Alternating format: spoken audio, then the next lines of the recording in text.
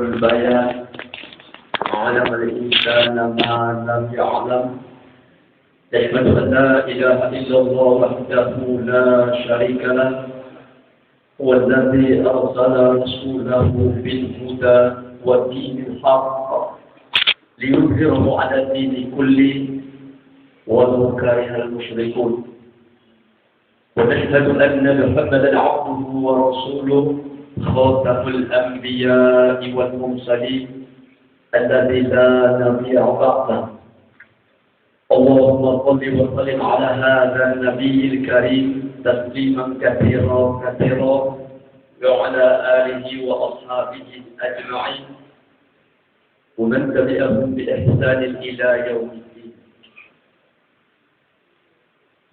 وقال الله تعالى في القرآن المجيد كنتم خير أمة أخرجت للناس تأمرون بالمعروف وتنهون عن المنكر وتؤمنون بالله ولو آمن أهل الكتاب لكان خيرا لهم منهم المؤمنون وأكثرهم الفاسقون صدق الله العظيم.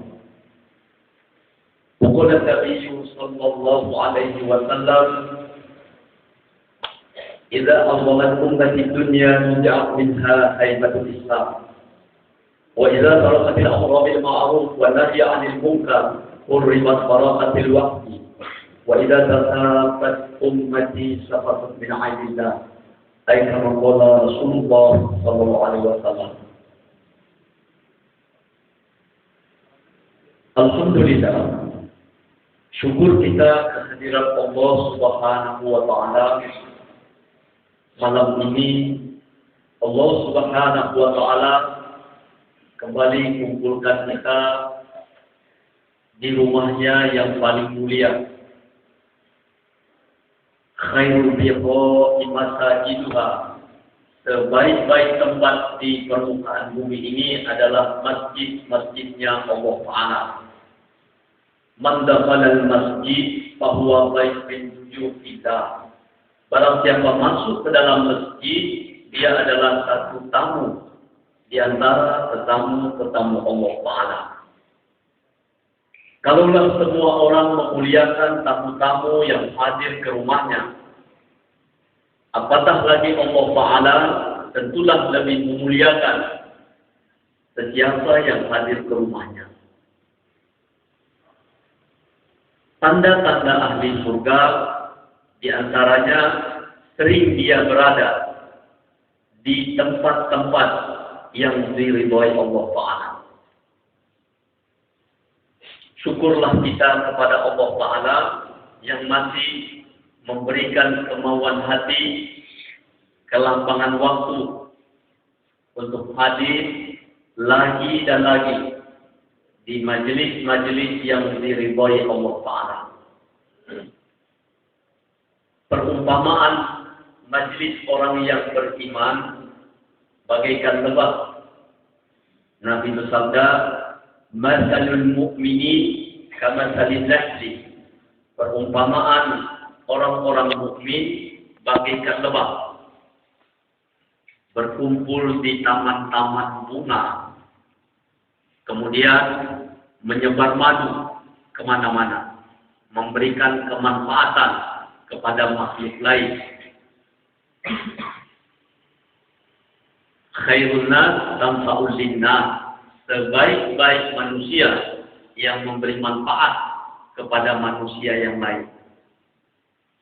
Adapun perumpamaan majelis orang-orang kafir, masalul kafirin kamatsalil dzubab. Perumpamaan majelis orang-orang kafir ini bagaikan lalat-lalat hijau mengerumuni bangkai, kemudian menebar penyakit kemana-mana, memberikan kemudaratan kepada makhluk-makhluk yang lain. Hadirin rahimahullah, Allah Subhanahu wa Ta'ala adalah satu-satunya zat yang menciptakan kehidupan dunia Dan Allah Ta'ala pula satu-satunya zat yang menciptakan alam akhirat. Allah Ta'ala jadikan kehidupan dunia ini sementara, singkat. Satu waktu maut datang, kita tinggalkan dunia ini. Satu waktu pula kiamat tiba. Berakhirlah umur dunia. Adapun alam akhirat, Allah Ta'ala jadikan abadan, selama-lamanya. Allah yang Maha Rahman dan Rahim menginginkan kita hambanya mulia, bahagia di dunia dan di akhirat. Meskipun kehidupan dunia ini singkat, sementara, Allah tidak ingin kita hina dan sengsara. Apalagi dalam kehidupan akhirat yang selamanya, Allah pun ingin kita mulia dan bahagia.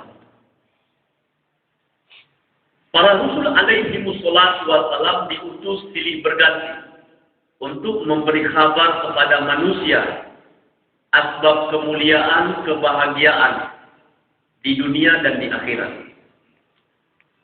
Dari satu rasul kepada rasul berikutnya silih berganti cakap yang sama, bahwa kemuliaan, kebahagiaan di dunia dan di akhirat hanya ada dalam dinullah, dalam iman dan amal soleh.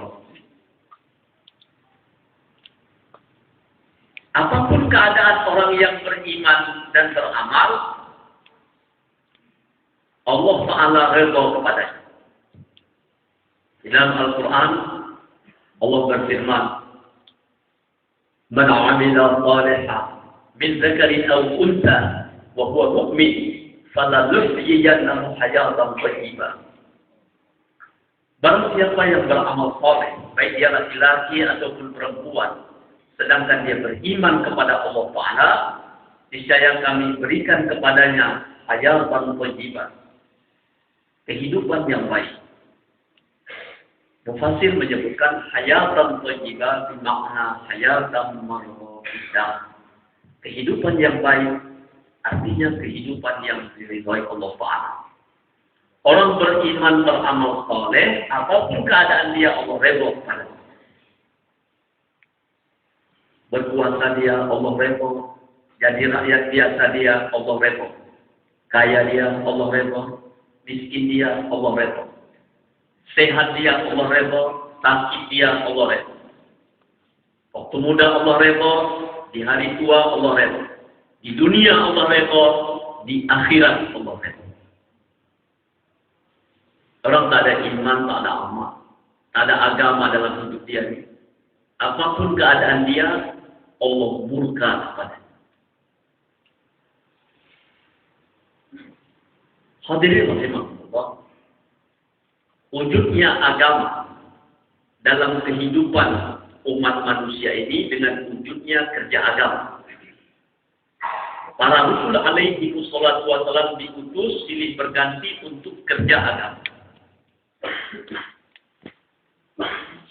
Tidak ada sesuatu yang lebih membahayakan dalam kehidupan ini melebihi lenyapnya agama yang hak dalam kehidupan umat. Lenyapnya agama yang hak, hilangnya iman dan amal dalam kehidupan umat disebabkan hilangnya kerja dakwatul hak di tengah-tengah umat. Allah Subhanahu wa Ta'ala cerita dalam Al-Quran bagaimana Nabi Allah Musa alaihissalam pernah meninggalkan dakwah 40 hari bermunajat, takarub, mendekatkan dirinya kepada Allah di Bukit Tursina. Apa yang terjadi kepada umat ini? Adakah orang yang beriman beramal soleh masih banyak? Masya Allah, 40 hari berikutnya, setelah peristiwa Nabi Isa alaihissalam diangkat Allah ke langit, dunia ini kosong daripada dakwatul haq. Lama, 571 tahun setelah Nabi Isa alaihissalam diangkat ke langit, barulah Nabi Muhammad SAW diutus. Masa itu masih bayi lagi, belum berdakwah. 40 tahun berikutnya baru diperintahkan untuk menyebarkan agama. 611 tahun dakwatul haq berhenti. Gelap di seluruh dunia. Gelap bukan matahari tidak bersinar, tapi manusia hidup tanpa agama yang hak. Kebuasan terjadi di mana-mana. Manusia ini tanpa agama yang hak, dia lebih puas dari seluruh jenis hewan-hewan yang buas. Ada yang mereka sembah, tapi bukan Allah Ta'ala Rabbal Haq. Ada yang sembah batu, kayu, matahari, api, dan sebagainya. Dan cara-cara ibadat yang mereka lakukan juga dengan dasar pemikiran otak mereka masing-masing. Agamanya sudah batil, cara ibadatnya batil, tidak membentuk rohani, tidak membuahkan akhlak. Manusia jadi buas.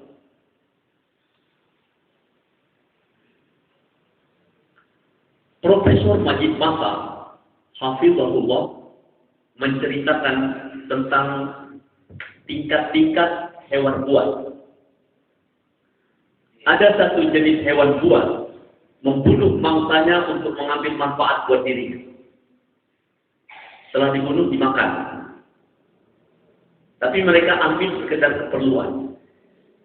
Yang termasuk jenis ini harimau, ular, buaya, dan lain-lain. Kalau seekor ular lapar, dia serkam seekor babi. Setelah dia makan, perutnya kenyang, melintaslah babi di depannya. Dia tak ganggu lagi. Dia ambil sekedar keperluan. Satu ekor. Ada yang lebih buas dari ini. Membunuh mangsanya tanpa mengambil manfaat buat dirinya. Dan tidak cukup seekor. Yang termasuk jenis ini, lipan, kalajengking, ketonggeng, dan lain-lain. Saya contohkan. Satu ekor cecak umpamanya sedang istirahat di balik ikan, datang kalajengking, dia bunuh. Setelah mati tidak dimakannya, ditinggalkannya, hewan buruan itu hatinya senang. 5 atau 7 meter berikutnya nampaknya istri cecak itu. Itu pun dibunuhnya, tidak juga dimakannya, masih dia senang, dia jalan lagi. Di sudut sana nampaknya anak cecak itu masih bayi, itu pun dibunuhnya, enggak juga dimakannya, makin dia senang. Di luar sana, di balik-balik bebatuan, ada beberapa butir telur cecak. Itu pun dipecahkannya. Enggak juga dimakannya. Nah, jenis yang kedua ini lebih buas dari jenis yang pertama. Hadirin rahimakumullah. Kedua hewan buas ini, kalau diperhatikan masih ada baiknya. Mereka buas kepada makhluk lain. Tidak buas kepada sejenisnya. Harimau tak pernah bunuh harimau, lipan pun tak pernah membunuh lipan. Apalagi dengan darah dagingnya. Ada kasih sayang. Seekor harimau betina, bila baru melahirkan, anaknya itu belum tumbuh bulu. Malam hari ibunya dekap. Jangan anaknya kedinginan. Ketika anaknya sedang tidur, ekornya main ke sana kemari. Jangan seekor nyamuk lalat hinggap ke badan anak. Apabila harimau jantan mendapat hewan buruan, hewan itu tidak dimakan semua, disisakan untuk istrinya yang baru bersalin. Istrinya itu tak mau bergerak, dia meninggalkan anaknya itu, takut diterkam serigala dan berbagai binatang lainnya. Maka dia sisakan sebagian untuk istrinya. Istrinya pun tak makan semua, disisakan sedikit untuk anaknya. Anaknya belum tumbuh gigi, belum kuat memakan daging mentah.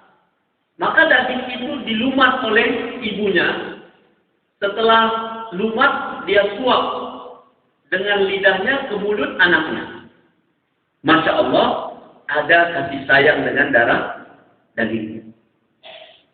Yang paling kuat, kata Profesor Majid Papa, jenis yang ketiga, ini yang terkuat. Manusia bila hidup tanpa agama yang hak,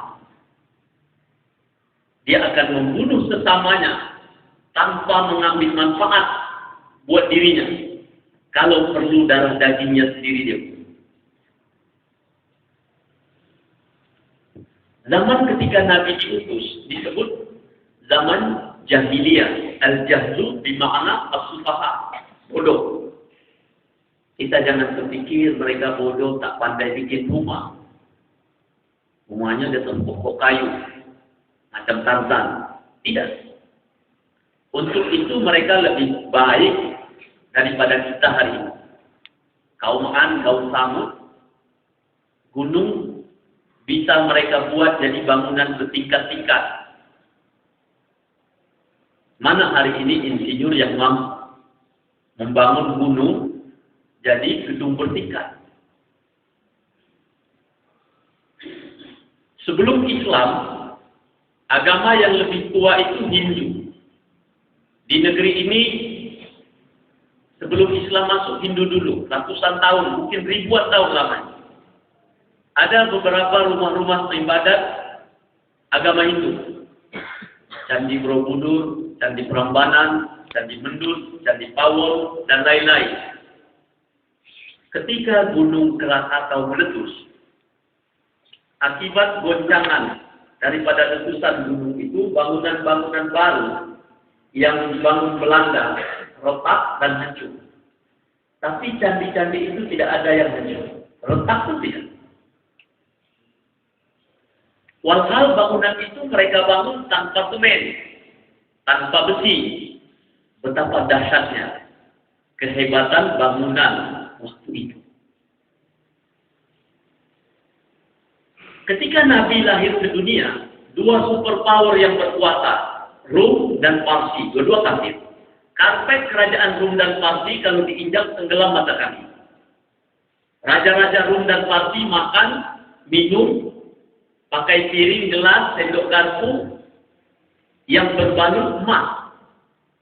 Mana hari ini presiden yang piring makannya berbalut emas? Pakaian yang mereka pakai waktu itu lebih baik dari yang kita pakai hari ini.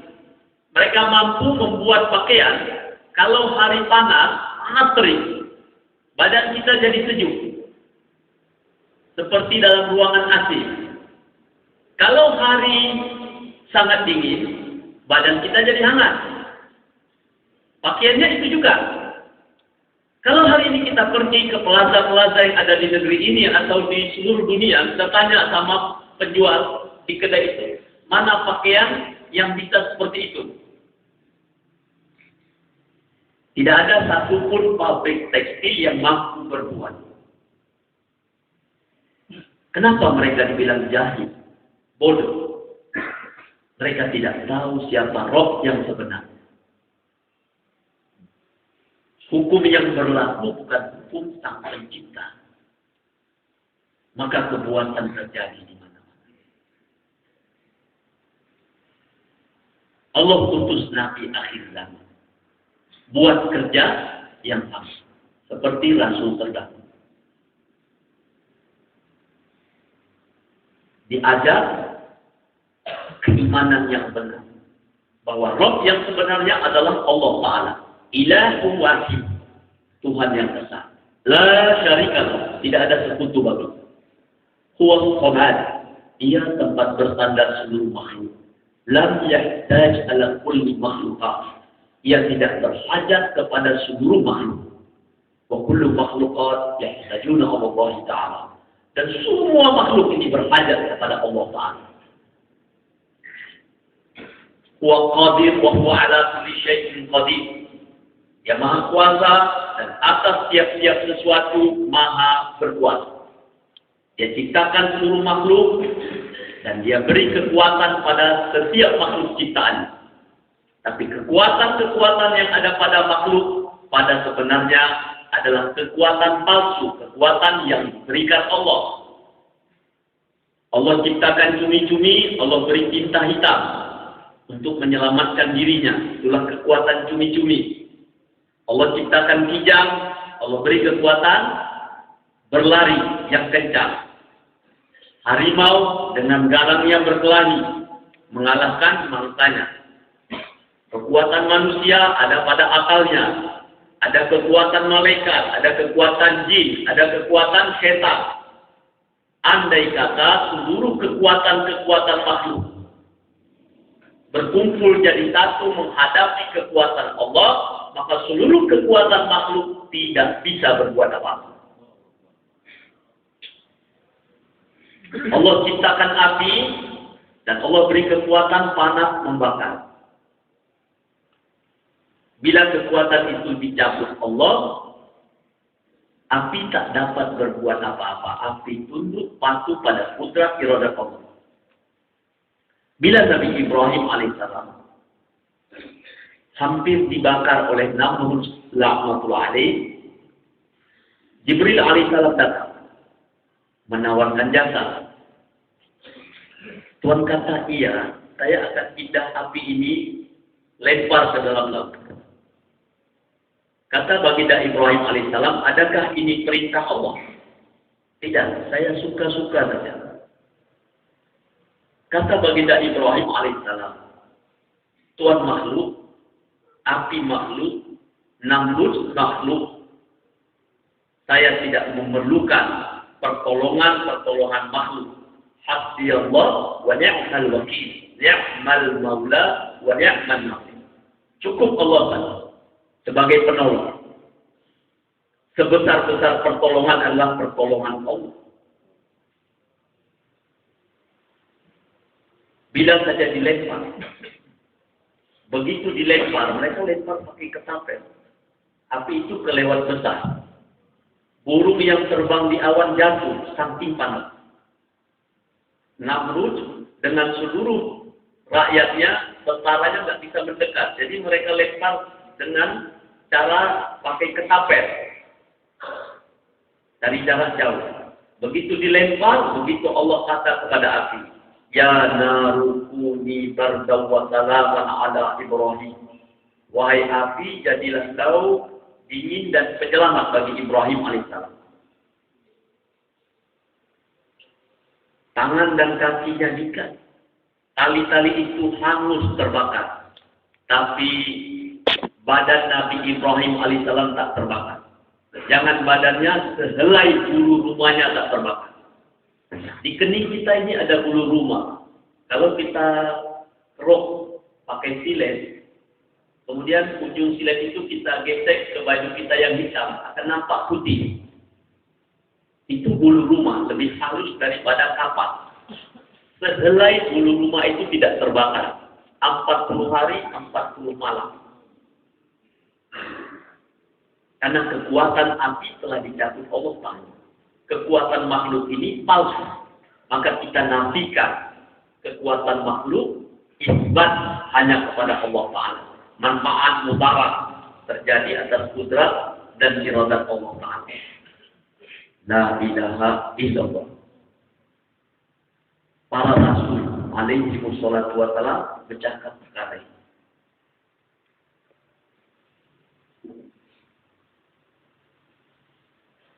Tidak ada perkara yang lebih bermanfaat kepada umat bila dakwatul haq dihidupkan. Dari perut-perut orang kafir lahir anak-anak yang taat kepada Allah Ta'ala, berakhlak mulia, akhlakul azimah bila usaha dakwah dibuat. Tadinya mereka lebih buas daripada binatang-binatang yang buas. Sekarang mereka lebih mulia dari para malaikat yang mulia. Keadaan umat berubah.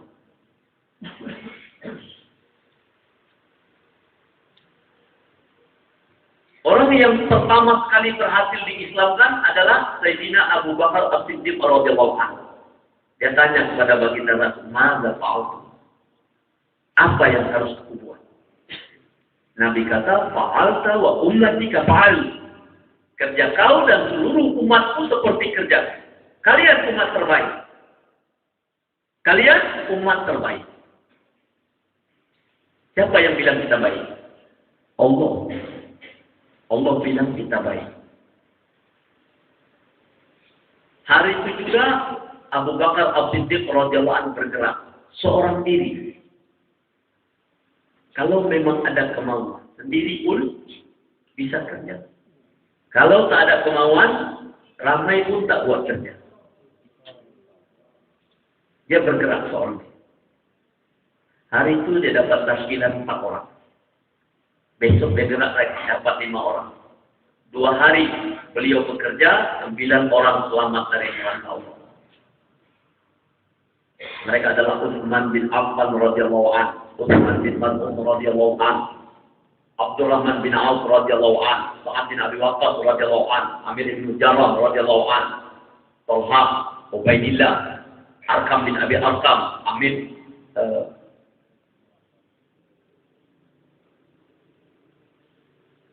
Zubair bin Awwam.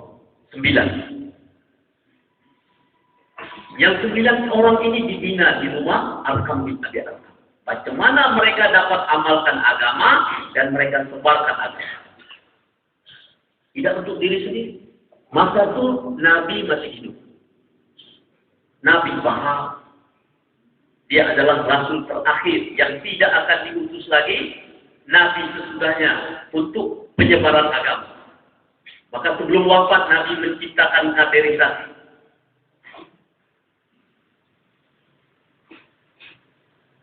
Di kalangan wanita yang mula beriman adalah Khadijatul Kubra radhiyallahu anha. Dia pun buat usaha. Sembunyi. Masuk Islam seorang wanita Ummu Syarif radhiyallahu anha. Ummu Syarif gerak lagi. Masuk Islam adik kandung Umar bin Khattab radhiyallahu anhu, Fatimah binti Khattab radhiyallahu anhu. Fatimah binti Khattab radhiyallahu anhu tunjuk suaminya Zaid. Zaid memeluk Islam. Fatimah bersama Zaid menjadi asbab hidayah bagi abang mereka Umar bin Khattab radhiyallahu anhu memeluk Islam. Masa itu Nabi masih begini cantiknya kerja dakwah. Apapun keduniaan para sahabat tidak menjadi penghalang bagi mereka mentaati Allah dan menyebarkan agama Allah. Mereka korban apa yang bisa dikorbankan. Tidak sedikit mereka yang mengorbankan nyawanya demi tegaknya agama yang mulia.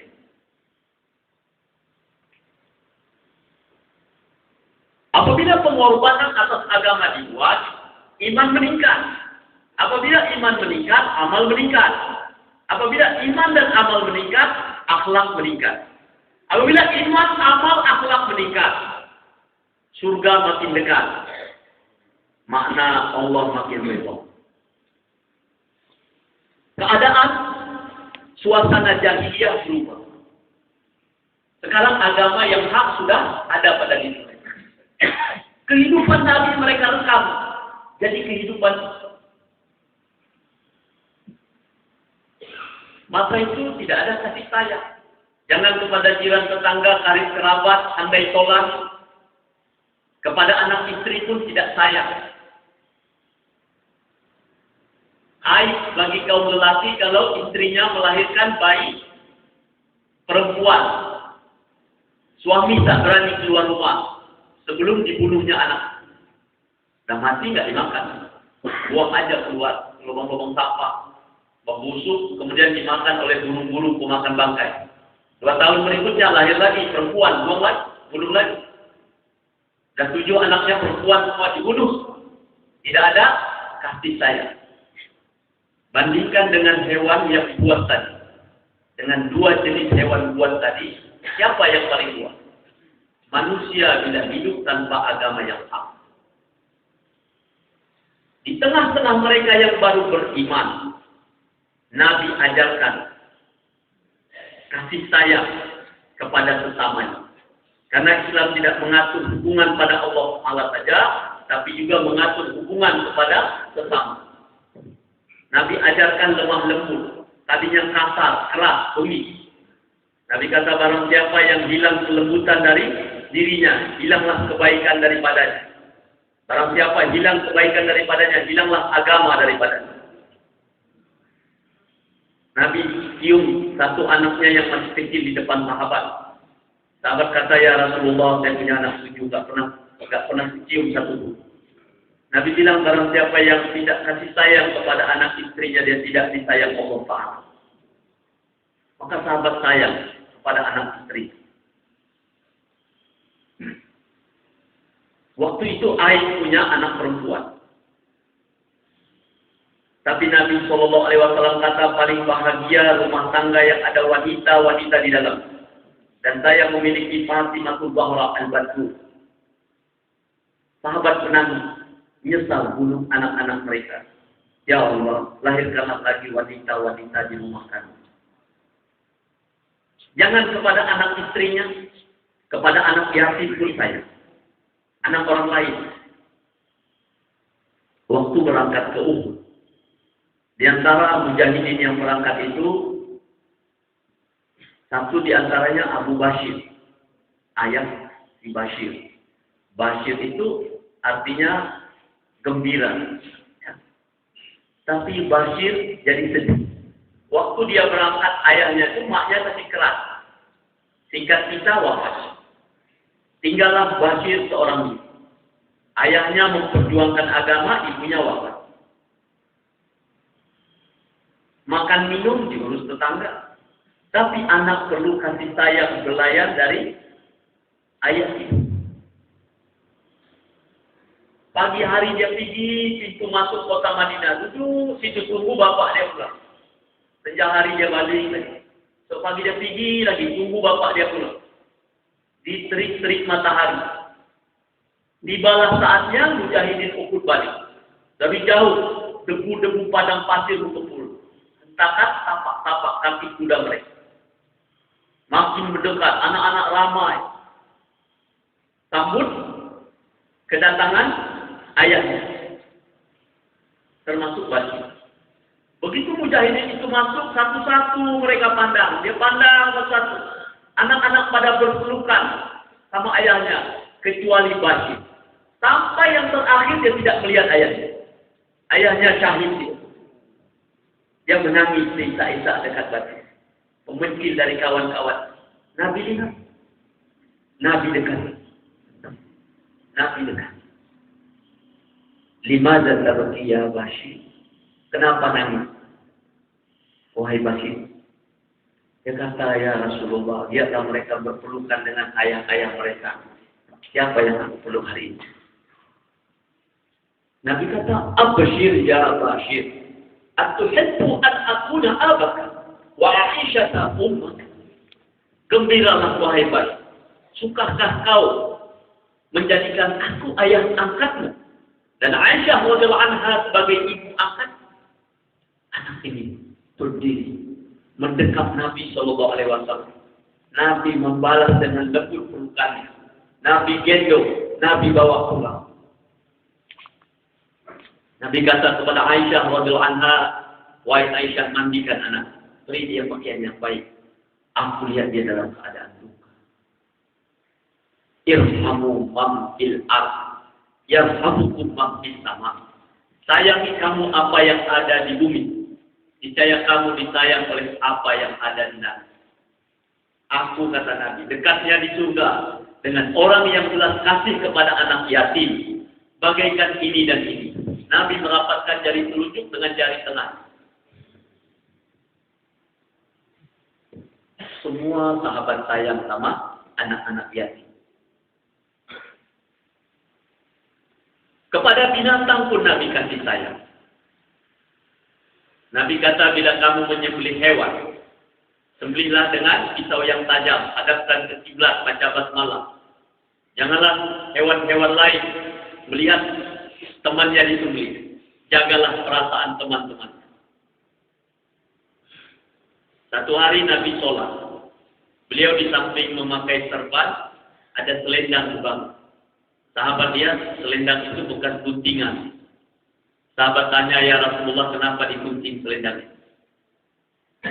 Nabi senyum. Nabi kata, seekor kucing tidur di atas. Saya tak sampai hati membangunkan. Adakah pemimpin yang lebih kita idolai melebihi Nabi Sallallahu Alaihi Wasallam? Adakah pemimpin yang lebih kita kagumi melebihi Nabi Sallallahu Alaihi Wasallam? Sama binatang pun berkasih sayang. Tadinya, kalau sama anak istri saja tak sayang, apalagi anak orang lain, apalagi binatang.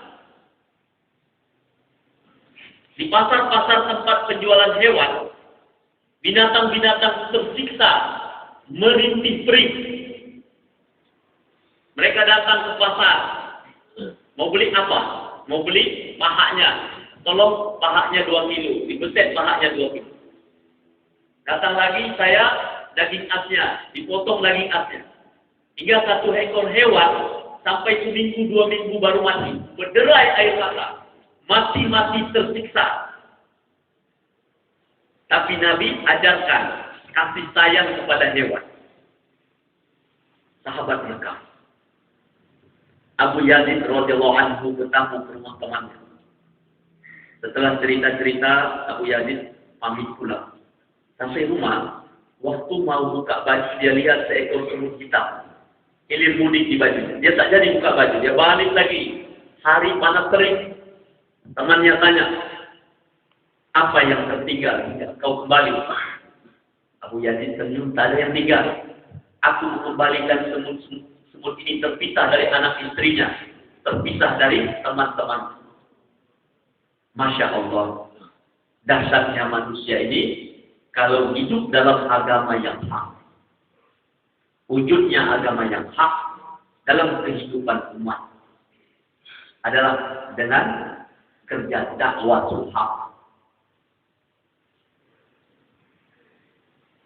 Dakwatul haq, dakwah mengajak kepada Allah, bukan dakwah mengajak kepada kaum, dakwah mengajak kepada partai. Ini dakwah ashabiyah. Laisa minna man da'a ila ashabiyah, bukan dari golongan kami, kata baginda Rasul. Orang-orang yang berdakwah kepada ashabiyah.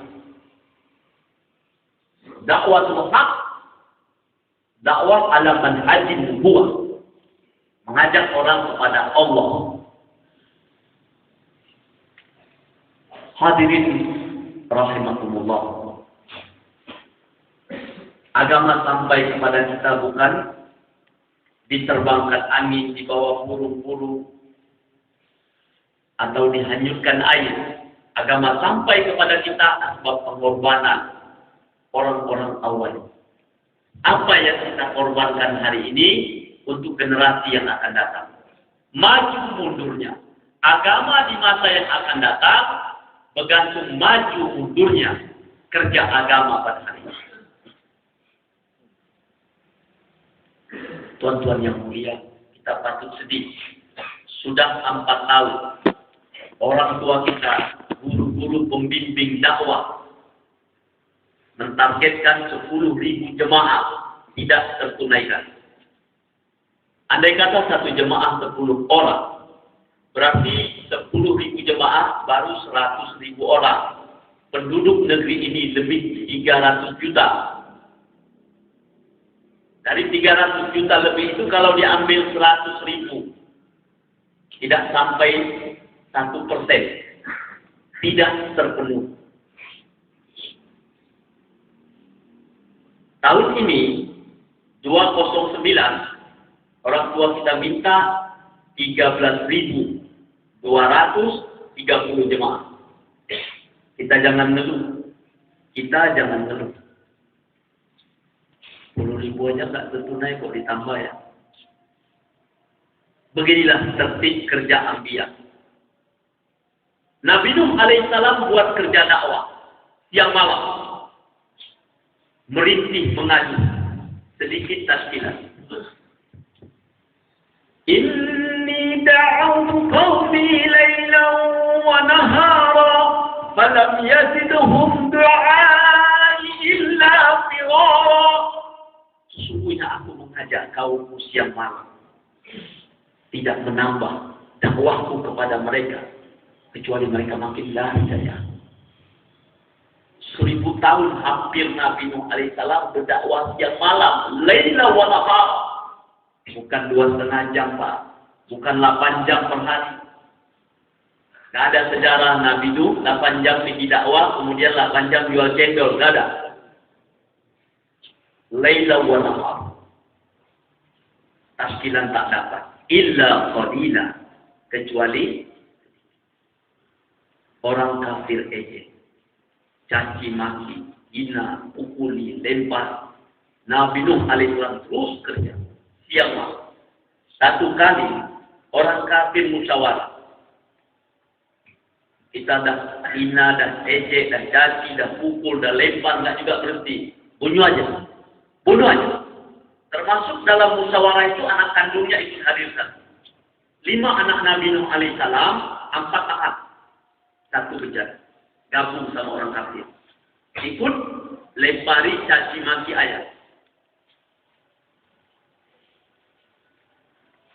Dalam satu riwayat 4 anaknya, 3 taat, 1 yang bejat. Di riwayat yang lain 5 anaknya, 4 taat, 1 bejat. Mereka musyawarah dulu. Caranya nanti waktu dia dakwah kita lempari pakai batu, udah pingsan seperti biasa, lempar terus kita kubur pakai batu-batu kerikil. Rencana itu berjalan terus. Ketika Nuh alaihissalam buat dakwah, mereka lempar, pingsan seperti biasa, lempar terus. Tertimbun dengan batu-batu kerikil. Mereka pulang bersorak, Nuh sudah wafat. Malam hari ketika penduduk sedang tidur, Allah perintahkan Jibril alaihissalam buang batu, buang. Nabi Nuh alaihissalam siuman dari pingsannya. Dia tanya kepada Jibril alaihissalam, wahai Jibril, apa yang harus aku buat malam ini? Tengah malam. Jibril alaihissalam tanya sama Allah, ya Allah, hamba-Mu Nuh bertanya kepada apa yang harus dia buat malam ini?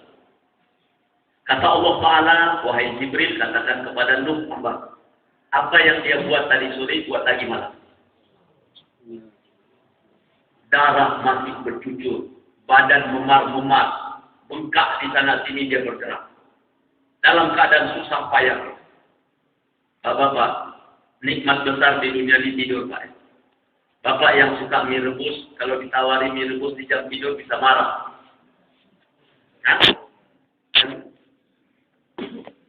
Gak tepat momentumnya. Apalagi kalau Bapak paling jijik dengan mie rebus. Ditawari mie rebus tengah malam. Mereka paling jijik dengan dakwah Nabi Nuh alaihissalam yang biasanya disampaikan ketika mereka dalam keadaan terjaga. Bayangkan ini disampaikan ketika tidur lelap tengah malam. Diketuk pintu. Orang kampung dengar pintu rumah diketuk buka. Nuh alaihissalam berlumuran darah dalam keadaan memar-memar.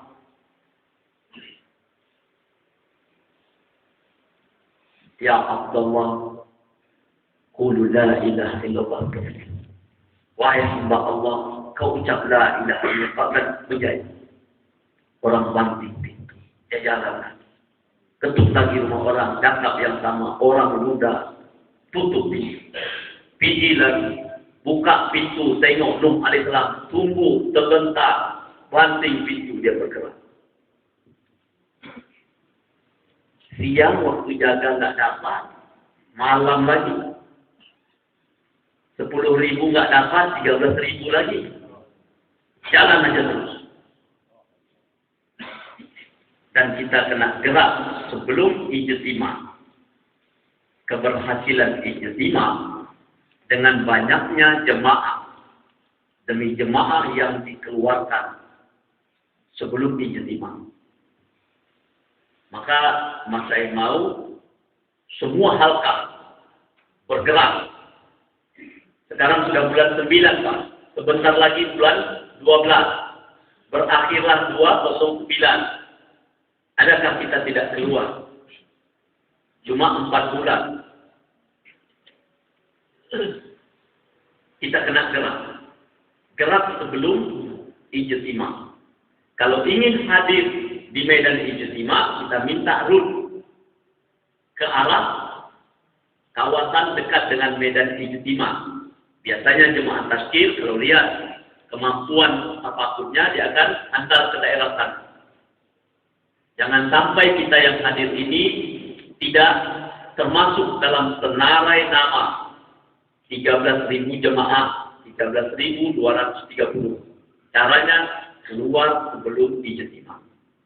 Malam sebelum kemarin saya hadir di Al-Kaf Mikro ijtima di Sumatera Utara. Hampir tiap hari ada ijtima Al-Kaf. Ditargetkan Mikro mengeluarkan jemaah 42 jemaah. 42 jemaah 4 bulan dan 40 hari. Masya Allah terpenuhi 37 jemaah. Cuma kurang 5. Ini dikatakan ijtimanya berhasil. Kita kena kuat. Jangan keluar waktu ijtima. Orang yang paham kerja, dia keluar sebelum ijtima. Semua pahala-pahala orang yang keluar waktu ijtima akan diberikan Allah kepada orang yang keluar sebelum ijtima. Akad nikah itu sebentar, Pak. Ijab kabul. Sekurang-kurang ucapan qabil itu sebentar. Tapi persiapannya itu yang lama. Satu orang pemuda yang mau nikah, dia harus kumpulkan biaya, dia harus minta restu kepada ibu bapaknya, kakek neneknya, dia harus persiapkan calon istri yang soleha, di sininya yang lama. Ijab kabulnya sebentar. Keberhasilan ijab kabul yang sebentar itu ditentukan perbuatan sebelum itu. Keberhasilan ijtima ditentukan dengan banyaknya jemaah demi jemaah yang keluar sebelum ijtima. Orang yang paham kerja agama, dia keluar sebelum ijtima. Maulana Muhammad Yusuf rahmatullahi alaihi katakan, bila kita orang-orang lama masih kerja di atas nisab, usaha lambat berkembang. Maka kita buat usaha agama ini tidak lagi di atas nisab, tapi buat di atas sambut takada.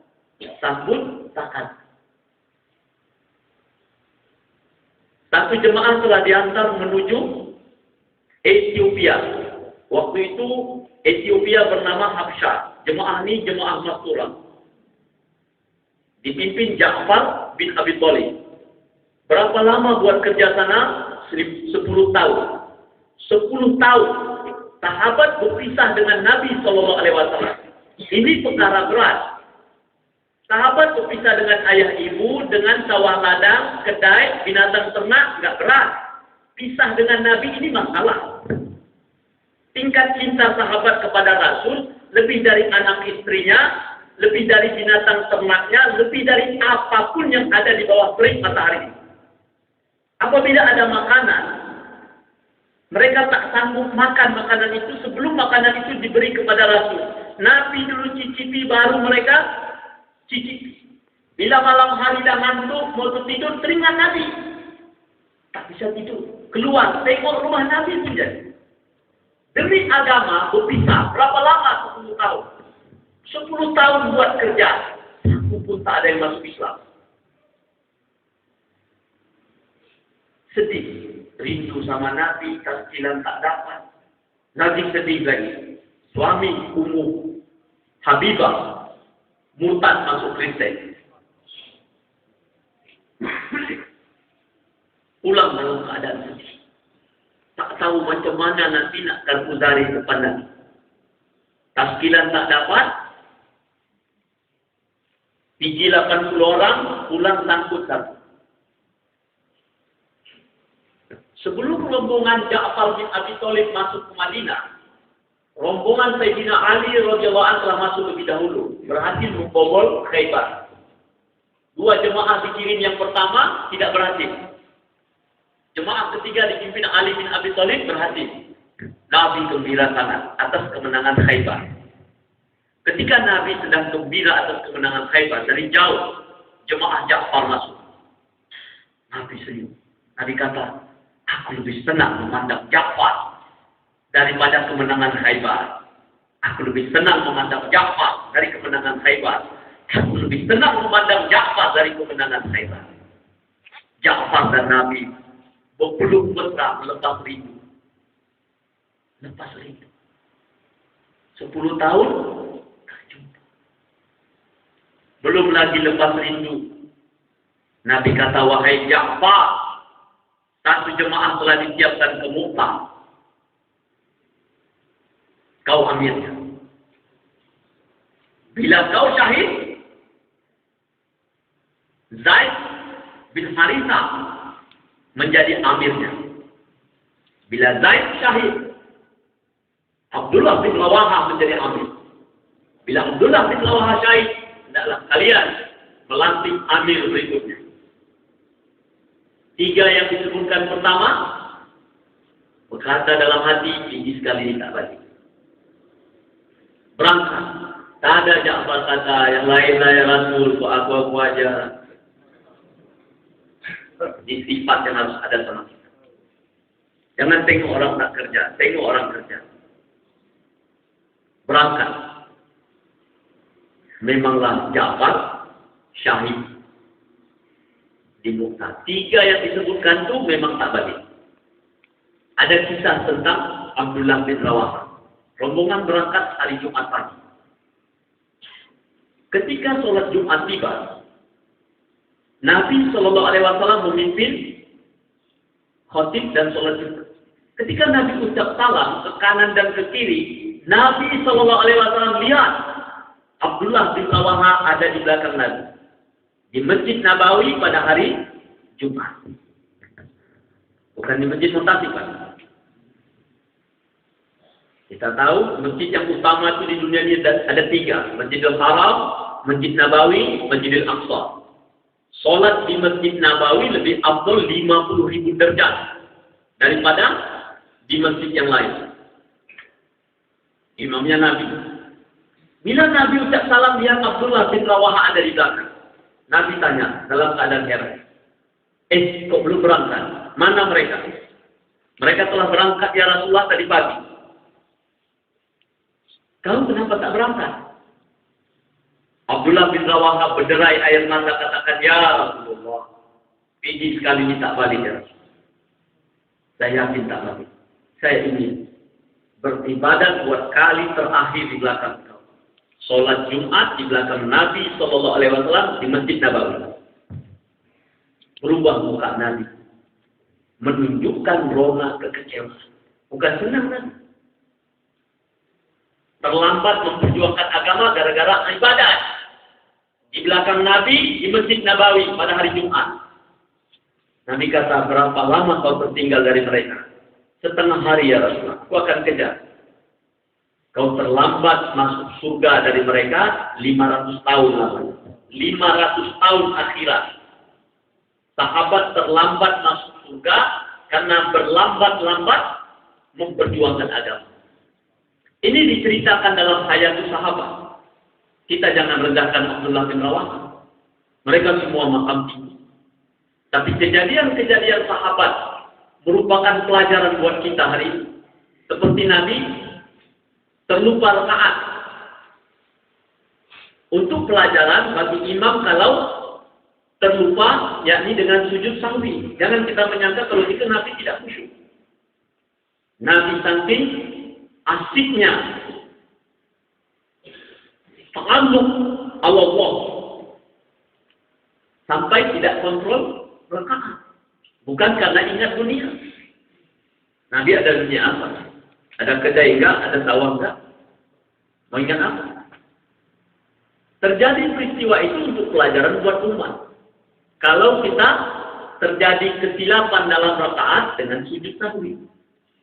Terjadi kasus Abdullah bin Rawaha, kita jangan sekali-kali rendahkan sahabat yang lain. Tapi itu pelajaran buat kita hari ini. Jangan sampai kita berbuat yang sama. Padahal semua jihad perjuangan agama tidak dihadiri Abdullah bin Rawahah. Satu kali itu saja terlambat. Kita hari ini sudah berapa lama terlambat? Dan terlambat kita bukan karena sholat Jumat di Masjid Jordi dengan Imam Maulana Hasanuddin. Bukan. Kita terlambat gara-gara dunia yang besar di dalam hati kita. Idza azzamat ummati dunya nubi'at minha haibatul Islam. Apabila umatku cinta sangat dengan dunia, luput dia dari mencintai Islam. Agama jungkir balik, masjid-masjid kosong, maksiat merajalela, tidak ada risau dia. Orang yang ada iman, dia ada risau dengan perkara ini. Dia akan korbankan mana yang bisa dia korbankan. Maka bapak-bapak yang mulia, di penghujung tahun ini, daftarkan nama kita. Keluar sebelum ijtima. Ini orang yang paham kerja. Agama tidak akan kembang dengan dengar bayar. Agama ini kembang dengan gerak.